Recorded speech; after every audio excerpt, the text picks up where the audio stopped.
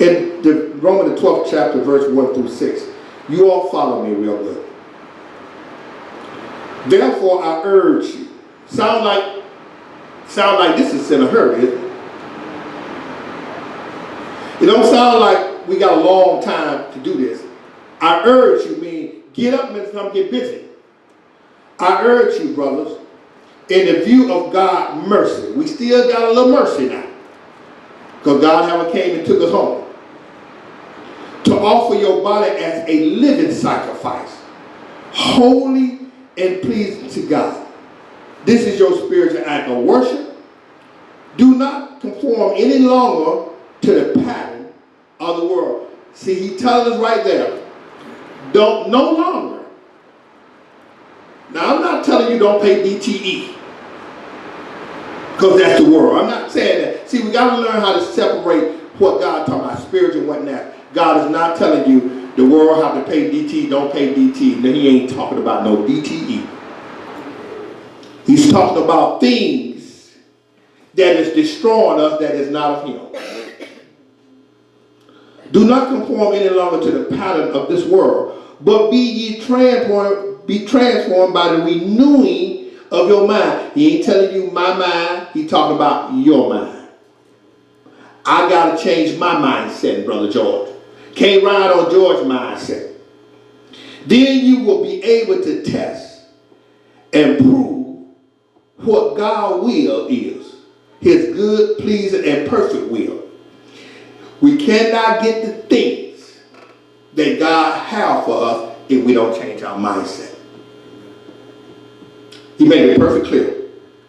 The perfect will of God. He said, for by the grace given me, I say to every one of you, do not think yourself more highly than you ought, but rather think of yourself with a sober judgment, in accordance with the measure of faith God has given you. It's no way as a pastor. If I thought myself more highly than everybody else, I'd have been trying to get George out of bed and everybody else, and I wouldn't be down here putting up tents, horseshoes. But I don't think of just because I'm Pastor Billups that I shouldn't be out there doing those things. So I don't put myself up here. Because you know what? I got to pay the piper just like you all. And when I mean pay the piper, I got to stand before God too for all that I have done. And how I care for his people that he has entrusted in my hand. See, you got a lot of pastors, they ain't going to do nothing but just sit back. Now, if you done got to that point in life that you got 5,000 members, out of 5,000 members, you ought to get somebody out of 5,000 members to cut the grass. But until then, pastor don't do what he have to do. But all my life, I've always worked. So working don't bother me. Amen? But because I always look at it as I want the people to come to church and say, "Ooh, the grass is cut, it's clean, it's neat, it's trimmed." That's the way I look at it, because I'm doing it for God's people. So I don't look and say, "I hope Deacon Simon don't walk on this grass, he wasn't here to cut." Come on. I want everybody to enjoy the beauties of God's house. That's all. I'm just laying that little foundation for you. At verse, I stopped at verse what? 3, 4. Just as each of you has one body, listen to this, with many members, and these members do not have the same function. So in Christ, we who are many form one body, and each member belongs to all the others. Members belongs to all the others. We have different gifts according to the grace given to us. If a man's gift is prophesied, let him use it in proportion to his faith.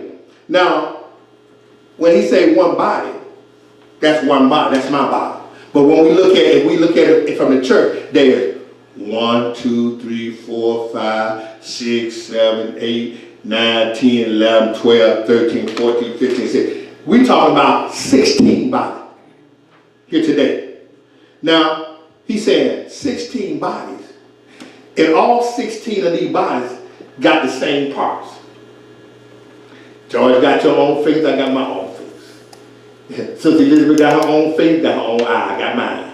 So God is saying now, out of all these bodies, You mean to tell me that you can't accomplish some things in the church?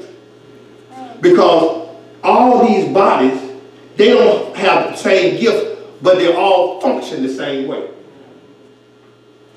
In other words, Sister Dallas ain't the only one who can cook some chicken. But guess what? Sister Dallas is the only one who want to cook chicken. Nobody else want. I'm just using the parent. I ain't talking about nobody. I want to make sure y'all understand. She ain't the only person who can cook chicken. But nobody else willing to go in there. But there's another, I just named 16 more bodies. I'm putting myself in there. Pastor ain't in there cooking no chicken. Okay, then since you're not in there cooking no chicken, what else can your hands find to do? Amen. But you got to be transformed by the renewing of your mind. Well, okay, Brother George, do you need me to help you wash the fish? Because you've been over the grease for about the last 3 hours. Nobody walked up and said that. Well, guess what? Just like my hand pulled out the fish, you got a body, you got a hand too. See, I'm just laying this up. This is what God is saying. Because we are helpers one to another. I should be concerned about, he need a rest.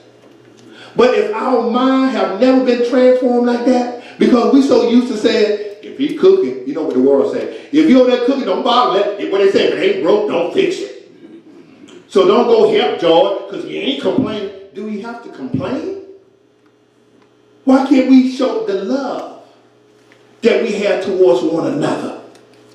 Because we are one body, many members, is what God said, many members, but one body. Now guess what? Don't think that Sister Micaiah is not important in cooking and chicken. She may be small, just like your baby finger. Your finger, your hand got a baby finger. You're not going to tell God, let's cut that baby finger off because I really don't need it. It's too small for me anyway. Because that finger is important to the hand. Amen. Micaiah may be the youngest, but she important to the church. Yeah. So she can come in there. Now, if Dolly would just be humble and say, I know it's going to take me some time to teach her how to do some chicken. I don't know if I want to do it. No. Sister Dallas needs to humble herself and say, look, come on in here, baby. Because guess what? Maybe next year you may be able to help me in the kitchen. So that little child will be great in the kingdom if we change our mindset and say, I'm going to take time out to help her. Amen. This is what we got to be transformed by the renewing of our mind. The world has fed us a system that is hard to get out of us. Because it's all about me, myself, and I. It's the world system.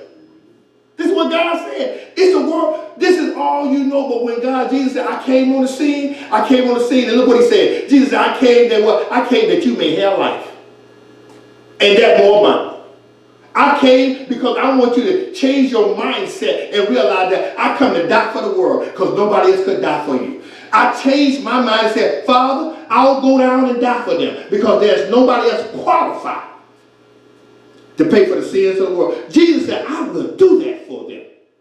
So Jesus said, I heard my wife in Sunday school, well, everybody that wants to be my disciple, he said, do what?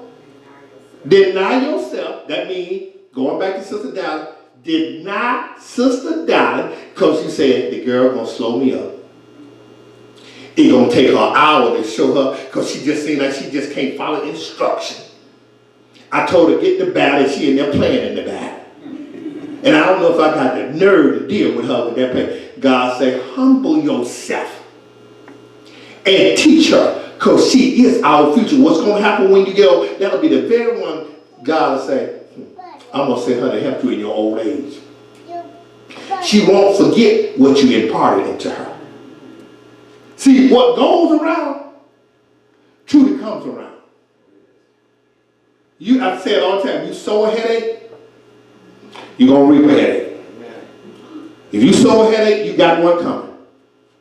So we have to be transformed by the renewal of our mind. Now listen to this. When sacrificing an animal according to God's law, that's what back in the day, now when God says sacrifice ourselves, God ain't telling you to kill yourself.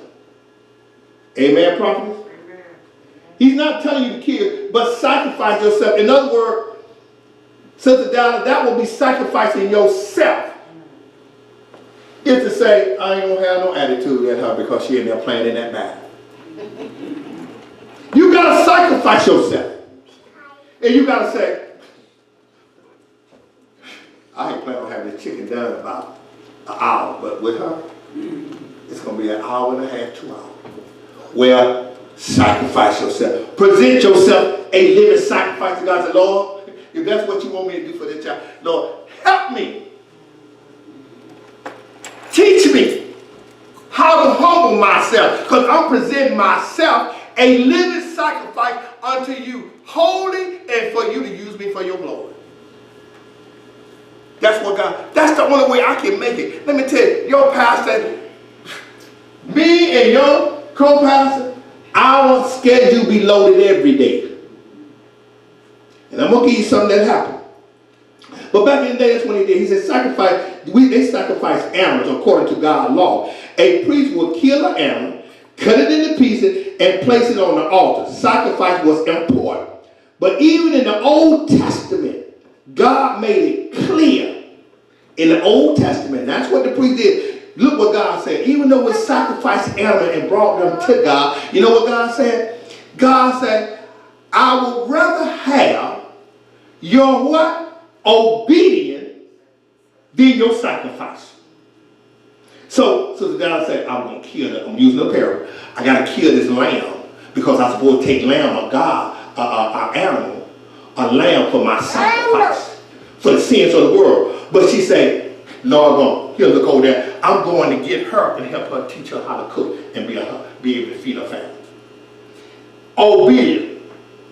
She cared about what God put in her heart, which God gonna value more than that sacrifice that animal. Y'all understand what I'm saying? The sacrifice was of the old law. God said, yeah, that's what you're supposed to. But I'd rather have your obedience than your sacrifice. See, that was the easy way out. Back in the day, you know what people did? They did everything they want, and every year they said, oh, let me get hold of it, let me go get an animal. That's what they did. Once a year, they brought an animal and sacrificed for the sins they had did all year. Can you imagine if we knew the day we was going to die, we'd do everything we want to do, and that day we get straight, oh, I'm dying tomorrow, let me get straight. But Jesus came on the scene, and he changed that. So God said he wants us to be obedient. God wants to offer ourselves, not animal, as a living sacrifice. David laying aside our own desires to follow him. We got to lay aside our own desire, as I just said, Sister Dallas, as a parent. We got to lay aside the things we want to do when there's a need comes up. Amen. You got, so me and Sister Dallas, girl, we was going garage shopping, and we was going to look for some stuff, and here comes Sister Krista. What y'all doing? And me and Sister Dallas looking together. I hope she ain't asked us to do it, because I ain't doing nothing. We got plans. Well, you know what? I'm locked out, and I don't have anybody I can get in contact with, nobody to come in and I can stay with today until my son get off of work. Chris don't get off of work until 4 o'clock. What time?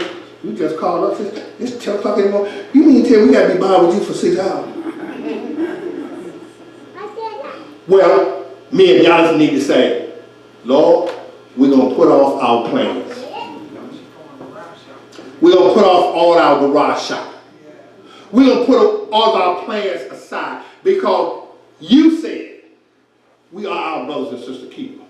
It's more important we go see about our sister than to go garage shopping, because the mess we going about, we don't need no way. You see, so this is what it means, George. We got to be our brothers and sisters keeper. And God cares about that. God has good and pleasing and perfect plans for his children. Guess what? Don't take them children to be Micaiah. We are his children. I don't care how old I am, I'm God's child. It's just like our parents tell us, Makai, just like your dad said, gonna tell you, I don't care because you're 30 years old, you better, I'll knock your teeth out your mouth. Hey, I remember my grandmama told me. And let me tell you, back in the day, I know they, see, but I'm still the same way. Because I don't care about what the law is. I know what my law is too. If I hit him and you say you gonna lock me, well, he got to come live with you. Because I'm not feeding and raising nothing that they gonna obey me. Amen. I got a law too, and my law is the word of the Lord. Train up a child. My grandmama told me, you disrespect, I'll knock them teeth out your mouth. She said, now, this is what she said, and I'll put them back in there if I had to glue them in there. But it was enough for me to know that she said she'll knock them out. Because I knew grandmama wasn't nothing to play with. She had established that in our life. Look, when I tell you to do something, you better do it. And that's all they want. They don't want to knock your teeth out. They just want you to do what I told you to do. Well, that's just what God said. God said, I don't want to kill you. I don't want to punish you, George. I don't want to bring leprosy on you. I don't want to destroy your kid. God said, I don't want to destroy your child, David. But David, if you go after Bathsheba, I'm going to destroy that son. God said, I don't want to do that. But if you go against me, I'm going to punish you. And that's the same thing our parents said. If you don't do what I say, I'm going to punish you. That's what we're missing today. I kid you not. This world is not into, look at, it's the kids out here doing a whole lot of mess. Amen. People can talk all they want to. I watch the news. It's the kids out there doing. Man going to the store 81 years old just to get a pop. Ain't no 81-year-old man jumped on that another 81-year-old man. Kids ought to be home in the bed. They out there roaming the street at 3, 4 o'clock in the morning. They ain't but 11, 12, 13 years old. Something wrong with that picture. God gives us different in natural power and according to his wisdom and grace, not according to our faith. In other words, God's power is not according to our faith when he give our gift. He give our gift what he want to give us. Not because you said, Lord, I want to be born to be a pastor. I ain't prayed not one time to be no pastor. But God gave it not my natural talent, but his natural ability to give it to whoever he wants. So, all of our gifts, just like if Sister Dallas cooked the best chicken wings in the world, I ain't saying everybody can cook, but everybody got talent to do something. God gave it talent. He the one give it. He give it out with his own power, not your power from, well, I faith, I believe it. No, God give out the talent. What we need to do when we learn the talent is cultivate the talent. That means practice it. Work with it. Improve it. Ask God to help you cut the negatives away from it. Because he know what best. Now watch this. I laid all that down to share this with you all. This Sunday, not Sunday, this past Monday, kicks in with Romans 12:1 with me and my wife. And watch this. Those that was here last week, Sister Vicky sat right over there. And this is the exact word she quoted. No matter what it looked like, what she said, prophetess? God is in control. Remember that? No matter what it looked like. Now, she ain't seen her house burn down. Okay? This is why I want y'all to change your mindset today. Stop looking at stuff natural. No, you cannot follow God thinking natural. She said, no matter what it looked like, God is in control. I tell you this all the time. What you confess out your mouth, God gonna test you in that area first. Oh, I got great faith. God gonna see if you got it. Because in order to have faith, you got to be tested. Yes. You ain't going to go, watch this. Natural, we go to the store, we buy. Sister Dalla got me in the store. Pastor, get a lettuce over there, get some cucumber, get some tomatoes. And so I just buy whatever she wants because I got money to do. Well, you can't go in there and buy faith. Faith requires some works. Faith without work is what? Dead. So to get faith, you're going to have to do some work. So that means you're going to have to test God. I'm going to have to do this. Lord, you said, Lord, you said if I get up in the morning, Lord, and just start going to church every Sunday, you'll bless me. Yes. That requires Dallas to get up, get her clothes ironed, get her shoes, find her shoes that the devil had her looking for. She act like she ain't got one pair of shoes. She can't, I need these certain shoes. And he fix it where you can't find but one. Because he don't want you to go. But she look in the closet, she got all the other shoes. I don't want them. That's what the devil do. So it requires some work. So you got to get and say, I ain't going to fall into that basket from now on. I'm going to get my clothes ready on Saturday. This is how you got to change. Listen to me. You got whatever is causing you problems in your life, you have to change that. But you are the first one to be able to look at the situation that's a hindrance in your life. I used to have a problem on Sunday. I'm trying to finish reading the word. Then I look at, oh my God, I got to go ahead and steam my shirt. And you know what your co-pastor said? She'd have been up too. So she said, I ain't got time to steam yours. You better steam yours. But I understand because we both up at 5 o'clock. She's seeking God for y'all. I'm seeking God. She's doing her Sunday school. I'm doing. So I ain't going to get mad. But the world, if my mind will, oh my God, Holy Ghost. If my mind ain't been transformed from the world system, I'll be sitting around the house. I'm mad at you.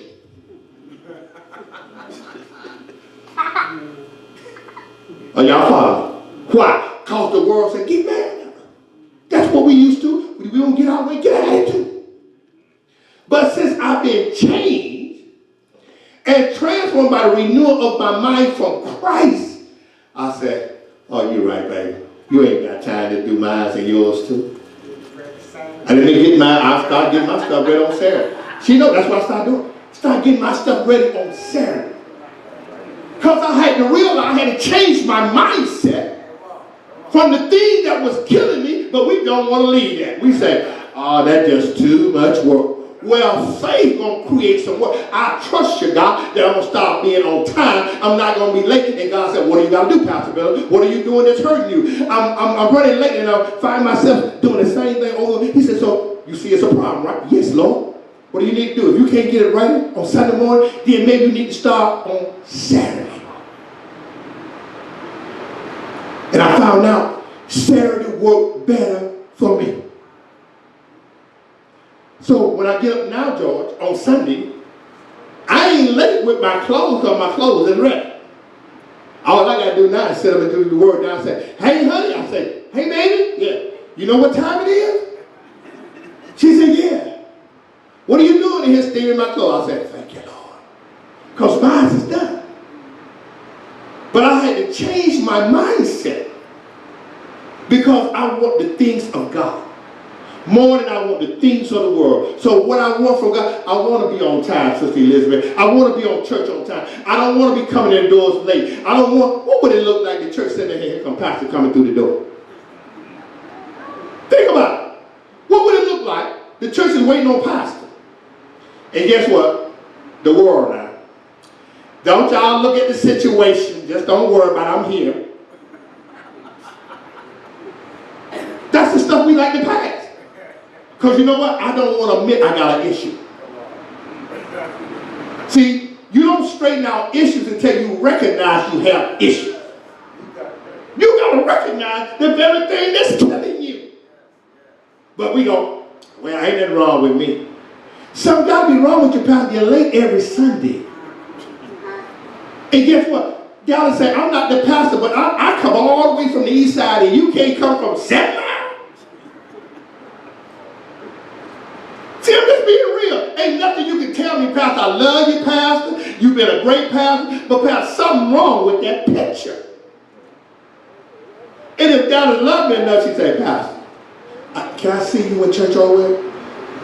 If my mind been checked, like y'all gonna listen to me? If my mind been checked, Sister Dallas, yes, Dallas. Pastor, I didn't want to ask you in front of all the people, but I love you, Pastor. You're my shepherd. Pastor, but it don't look good. You come to church every Sunday morning. Like, I just about. I said, I ain't going to talk about it. I'm coming to talk to you. Because I love you. Pastor, what's the problem? Well, Sister Dallas, my wife won't iron the shirt. Pastor, you can iron your own shirt. Just look, don't let that stop you from coming to church on time. Pastor, they iron your shirt Saturday night before you go to bed. Because, Pastor, you need to straighten up that problem because the whole church is talking about it and I hear them. That's not good. If I love Sister Dallas and I understand, I know it's a problem. And when people tell you about your problem, don't act like you didn't know it was that.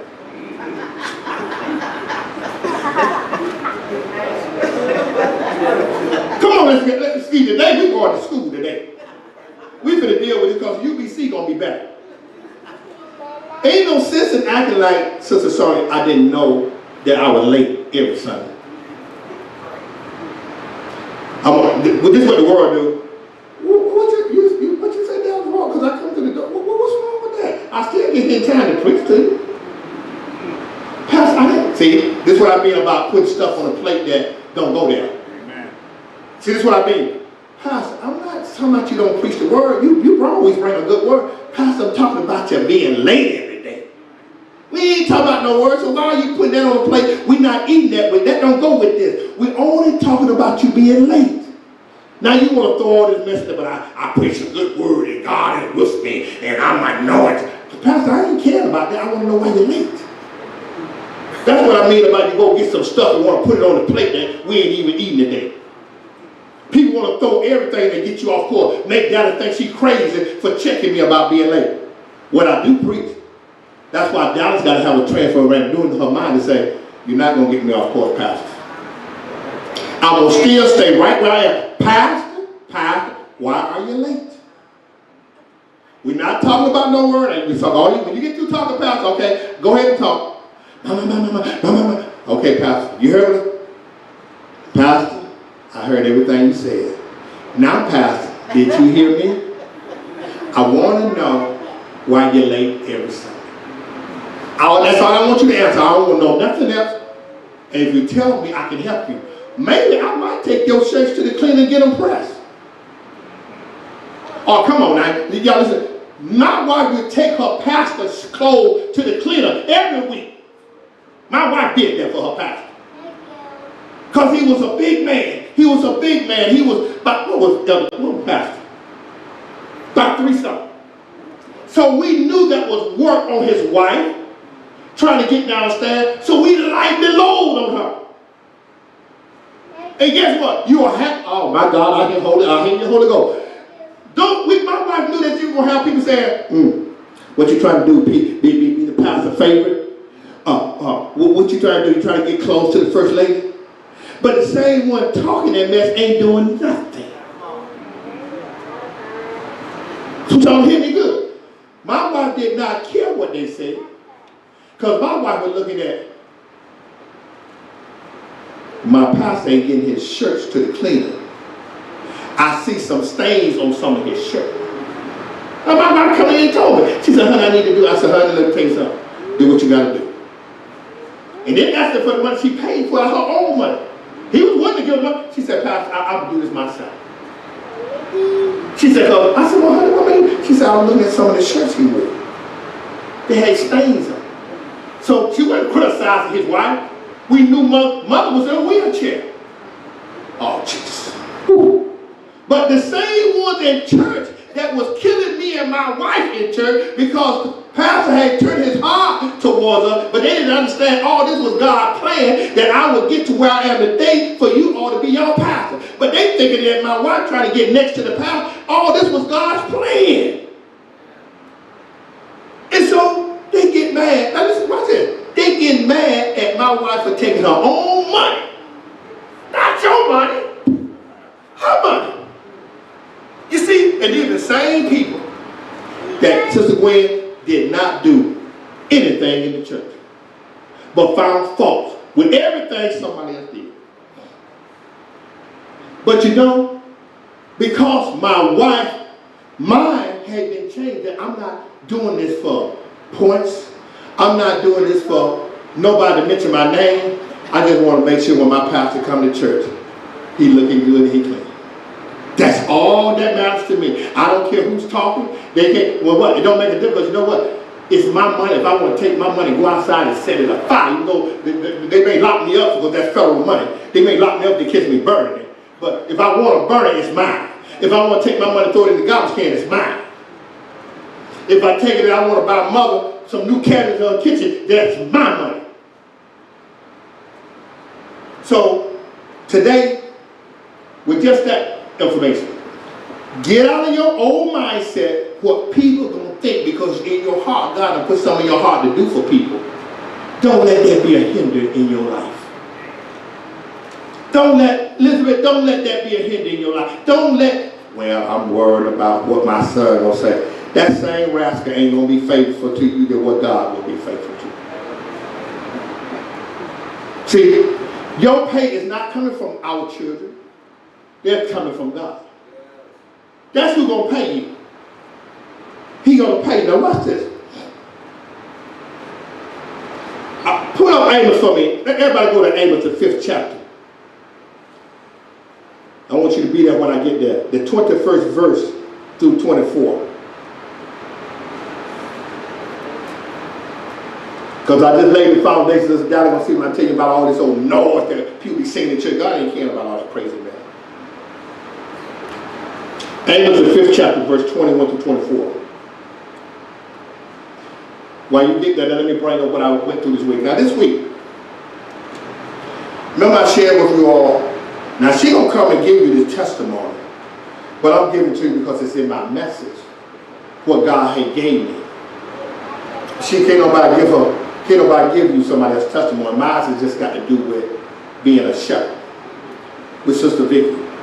Now Monday, I got up, me and the wife, had my whole life, Sister Kristen, my money plan. I got a life too. See, I got bills to pay. I got furniture, houses to go see about. I got responsibility. I still do a little work every now and then, and I still have houses in my own house to care for, grass, fed with my wife to take care of business. I got things I have to go see about. So I have things I have to do too through the week, Dickie. So me and the wife went to bed Sunday night. That's what God mean about don't get no thoughts for tomorrow, because tomorrow not promised. And if tomorrow is promised, you don't know the plans I have set for you. So me and the wife said, hey honey, when we get up Monday, we're going to do our intercessor prayer. Going to pray. And we're going to, right off the bat, we're going to get some coffee, honey. We're going to be about our business we got to take care of. We got to do this, we got to do this, we got to do this. I'm sitting there, the wife did intercessor prayer. Sitting there, talking, looking at the clock and say, okay, we got to get to the bank by 9. The phone. Ding! I'm not like the world. Look at the call ID and don't answer. I'm answering my phone. I pay a bill, I'm answering. Care who it is. If I ain't answer the phone, I ain't got no have no phone in my house. That's what I got the phone here. If I'm not going to answer, Sister Elizabeth, what we need one for, Sister Elizabeth? People, who is that? Don't answer. I'm going to answer if you just ask me to do something. Okay, do it. I know what the word says. The truth will set you free. Sister Elizabeth, I know you may want me to take you to the market, but I got a doctor appointment. And it's not a lie. So I can answer my phone to tell you that. I ain't got to duck you. Oh, don't answer the phone. Don't answer. Don't answer the phone. I'm not going to do that. So I answer the phone. Sister Vicky. Oh, God. Sister Vicky, slow down. What's wrong? Pastor, the house next door to caught fire. Oh, Pastor, my whole house burnt up. My whole house burnt up. Oh, Pastor, stare. But I said, hold. Sister Vicky. Hold on. Do you have insurance? Do you have insurance?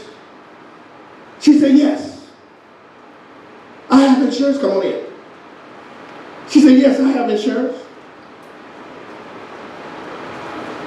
So when they have insurance on the house, if her mind, I want y'all to listen to me close, because we have people today, Oh my Holy Ghost. I hear the Holy Ghost. We have people today been given bad advice from outsiders that have never experienced the thing I have experienced, and yet instead of coming to the man or woman, oh my God, Jesus, coming to the man or woman of God that God has sent on your life that will feed you with wisdom and knowledge, you bypass them and go seeking advice from people that don't have any knowledge of what's going on. I told Sister Vicky, listen to me. Sister Vicky called me over 10 years ago. She said, Pastor, man of God? I said, yes. She said, look, I need to get some insurance on my house and they want to sell me $300,000 of insurance. I said, Sister Vicky, you don't need $300,000 of insurance. That means that your house will never be totaled. And you will be stupid to buy $300,000 insurance on the house. She said, so what should I have? I said, now, the world, come on, UBC, I want you to go with me now. I want you to go with me. Sometimes because of the area we live in, we have a tendency to look at the house and say, if I paid $1,500 a year for $100,000 insurance, the house ain't worth that. You ain't trying to get your money for what the house is worth. You want to make sure if it do burn down, you get $100,000 plus. Y'all better listen to me. What the world will tell you, and sometimes they're your own kids, ain't never owned the house. Mama, I don't think you should get $100,000 insurance. You know where we live, but you know ain't no house over here set for the past $25,000. Ain't nobody asked you for that. I'm not trying to sell the house. I'm trying to prepare in case if it do burn down, I will be able to relocate without a struggle. I said, get you $100,000 insurance on between $100, $125, $150. I said that way, you know, you will never get that if you try to sell a house. But being a carpenter that to restore that house will cost you about $100,000 today. You can't go back when my mama bought a house. I remember my mama bought when I grew up at. I remember she said, brand new house, $16,000. Them days are gone unless you buy a shell. So she bought the insurance. And so with her having the amount of insurance, they tore the house out.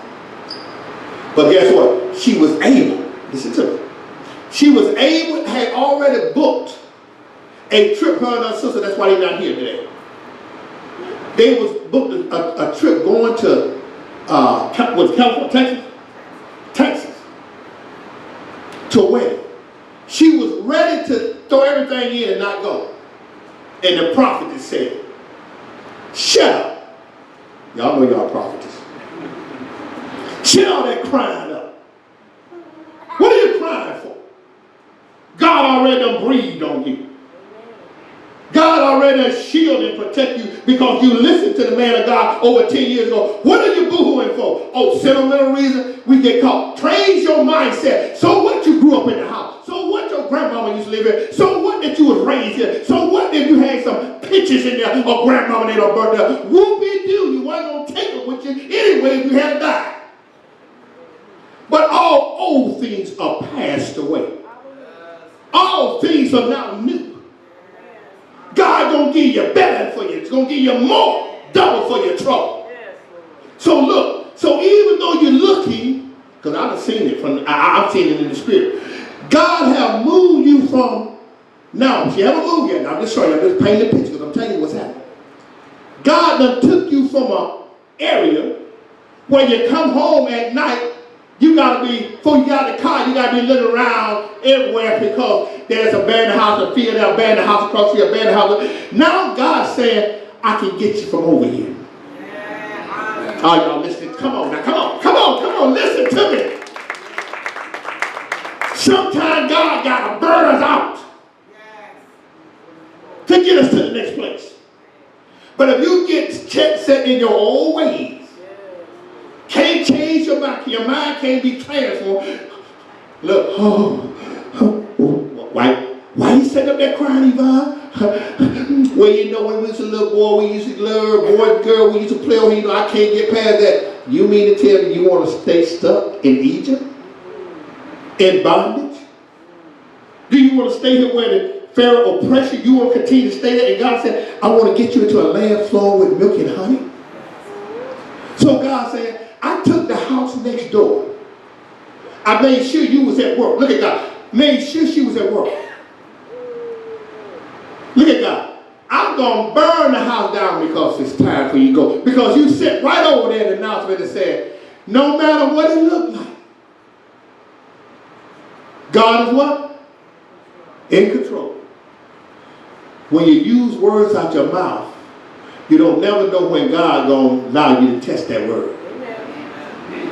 But it has to be tested. I promise you all, when Sister Vicky come back in, when God move her to the next place in life, she going to have a whole new mindset.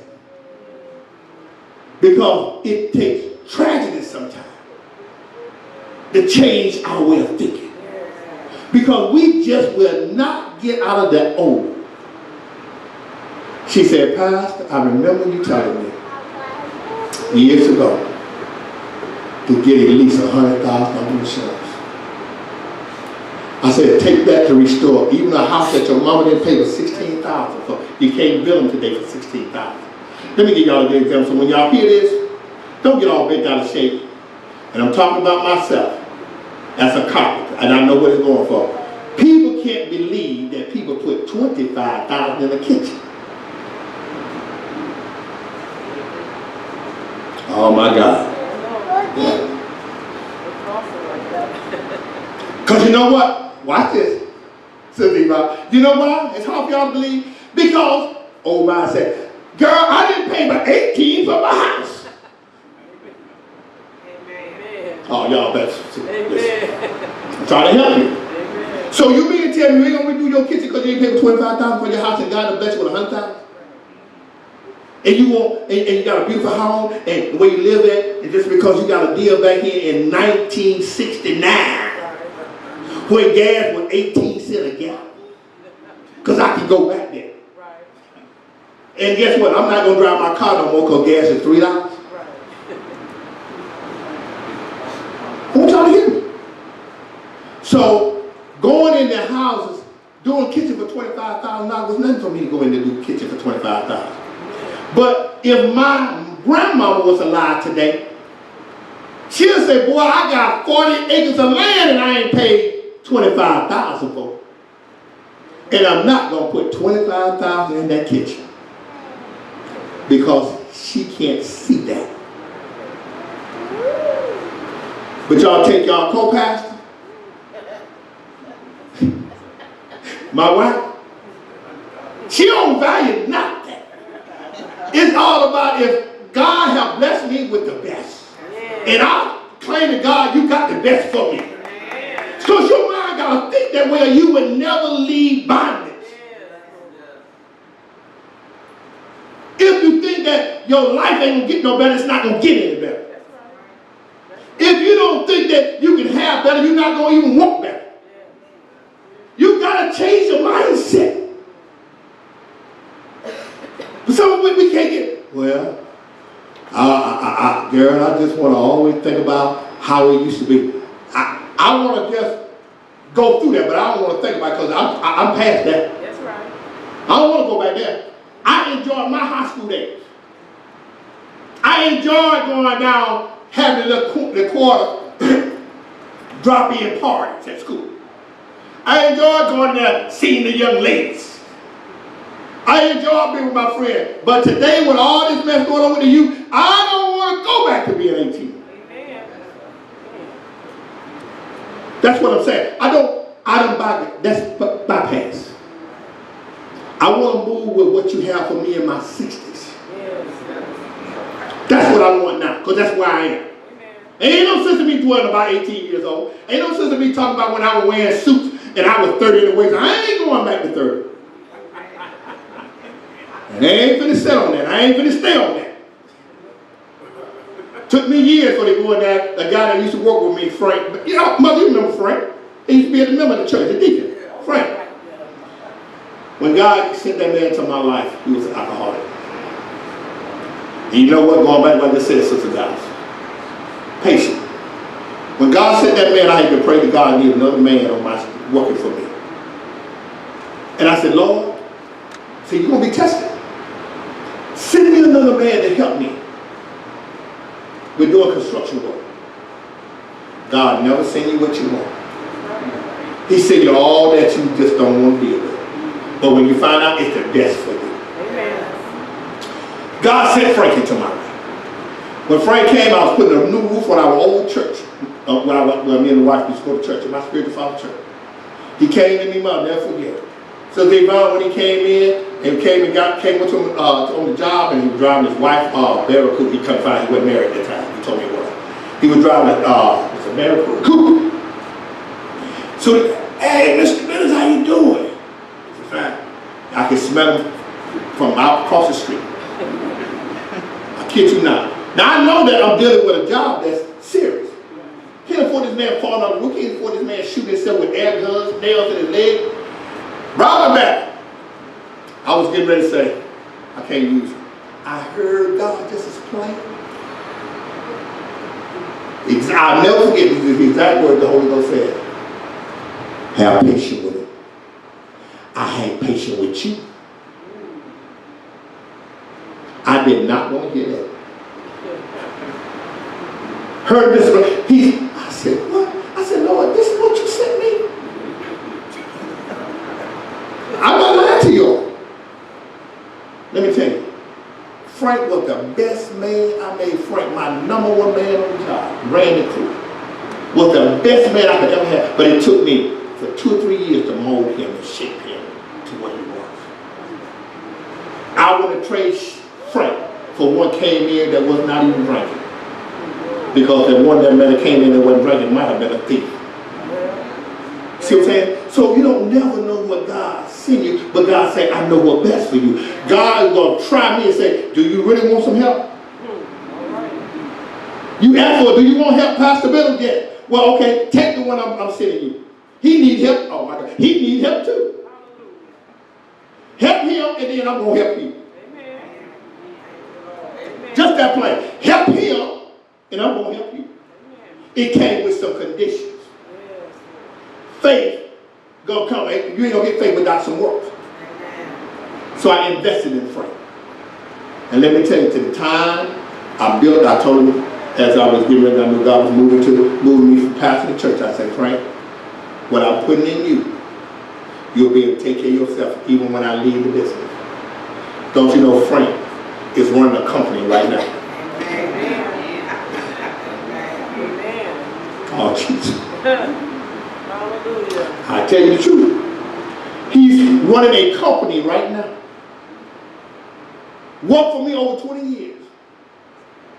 Guess what? Gave him a van. I want y'all to listen to me. I hear the Holy Ghost. You cannot be God-given. But treat people the way you want to be treated. And expect God to be the one to pay you on the other end. Amen. Not thinking I'm going to bless you, Joy, and my blessing got to come back through you. Right. It don't work that way. Amen. God will try you with joy and make the blessing come from Deacon Solomon. We got to be tried. You got to be put in the fire. You got to be purified. He got to burn the old stuff off of you. The old ways that we have. So we always say, Lord, I want you to come into my life. Do you really want him to come? Because you got, look at Joe. See, we invite him in, see, when he come in, he start getting rid of stuff. And see, so when we invite him in, you got to say, I surrender all. Because if you're not ready for that, you may not invite him in. Because he come in and start getting rid of stuff. Because you can't get rid of yourself. So he automatically, Pastor, you want me to? Yes, Lord. Yes, Lord. Help me, Lord. He said, okay. Pastor Billy, you know you love to drink every Sunday. And that's a hindrance to you all get away. Oh, Lord, don't take away the liquor. Lord, I like to be in the bar party every Friday, Saturday. Lord, you ain't going to take that too. Because he said, I know what's best for you. See, he said that's a hindrance. You're never going to get that new house you want, Pastor Bill, if I don't take that from you. Because you're taking all your money, what you're working for the wife and the kid, and you blowing it in the hunky-tonk place. See, this is what God is saying. God says, see, but right now with your old mindset, you just parting away, and you think that's the best thing for you. And then age creep up on it. Let me say this, don't get ready to close. Because I hear the Holy Ghost. I have to finish up next week.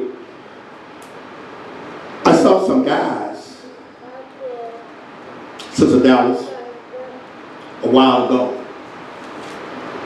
Deacon Solomon. They were people that I remember partnering with. Had good jobs. And I remember some, Sister Elizabeth, quit working and became playboys. Playing on the women's.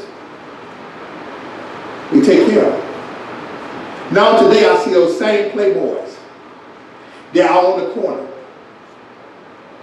Time have passed away. And now they're 65 and 70. And because they couldn't change their mindset, time waits for no one. It just passed you by. And one didn't recognize who I was. I wouldn't even tell him who I was. My wife said, he said, hey, ain't you acting? I said, no.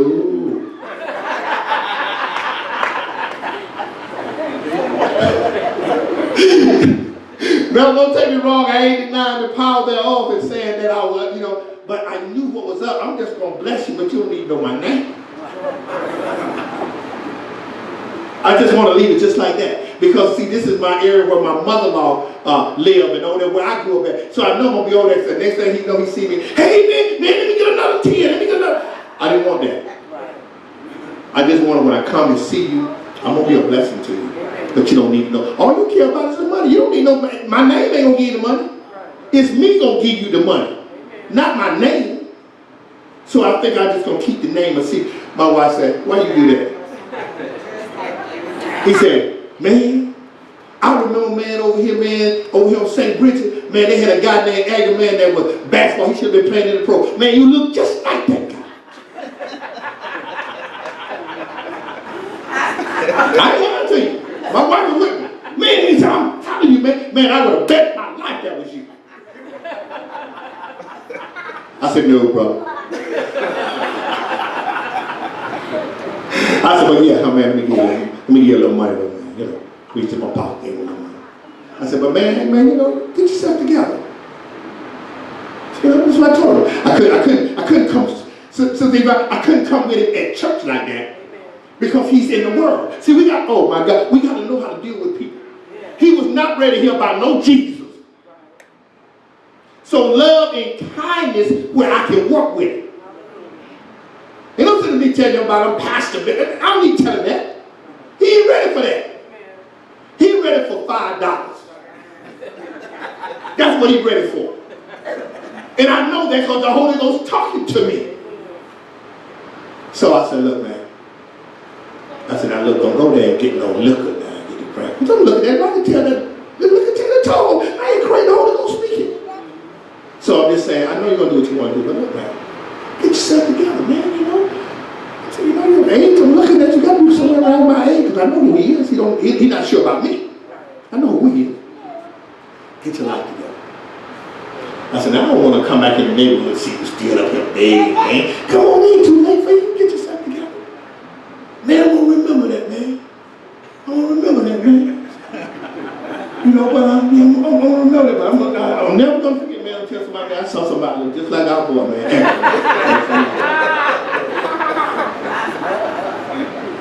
But I'm just saying, let that be. Don't beat people down. If I go in there killing him, that word, God will bring that word alive in that man 3 years from now. Amen. He'll say, he said, I remember this man that came over here on Wyoming and school price. Look, just like somebody I used to ball with. He said something to me when he gave me $10. He said, get yourself together. And you know what? I was sitting down there drinking with my buddies. And that You don't know what it is. That something came to me and brought that man to me. And you know what I said? Today, I'm changing my life. That's how God gets us from A to Z. Yes. He may never remember, but if I see him again and see him, if he tell me he's in the ministry, I say, man, you remember when you was over there on Lounge? That was me, bro. He'll be ready for that now. He'll say, what? Man, I do that with you. Yeah. That was me. Praise the Lord. Thank God. Come on, give God a hand. Good, transformed by the renewing of our mindset.